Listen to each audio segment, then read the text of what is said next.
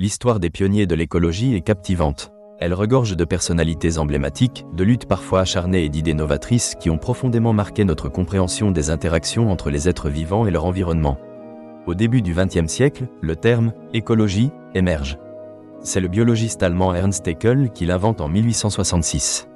Ce terme se définit comme l'étude des relations entre les organismes et leur milieu. Haeckel est reconnu pour avoir introduit une approche systémique dans les sciences. Sa pensée préfigurait des concepts essentiels tels que la conservation, la biodiversité et l'impact de l'homme sur la nature. Dans les années 20, le naturaliste américain Aldo Leopold, pionnier de la conservation, souligne l'importance d'une relation éthique entre l'homme et la nature.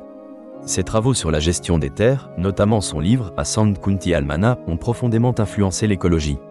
Pour Léopold, comprendre la nature nécessite une appréciation esthétique et éthique des écosystèmes.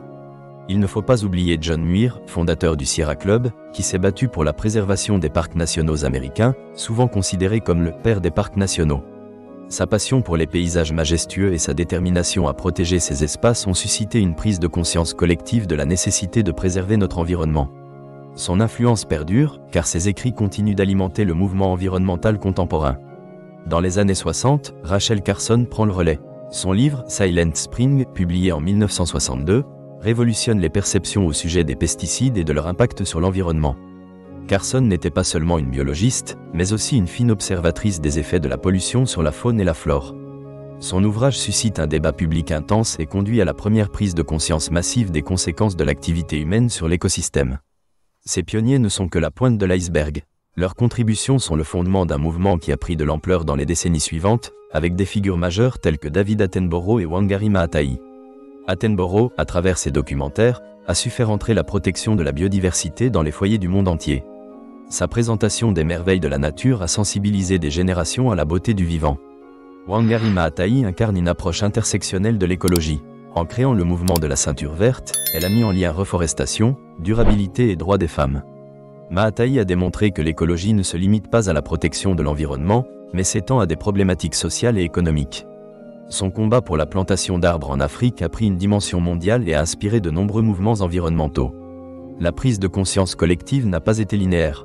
Dans les années 80 et 90, des crises écologiques comme la marée noire de l'Exxon Valdez, la déforestation en Amazonie ou encore le trou dans la couche d'ozone ont agi comme des catalyseurs pour la mobilisation.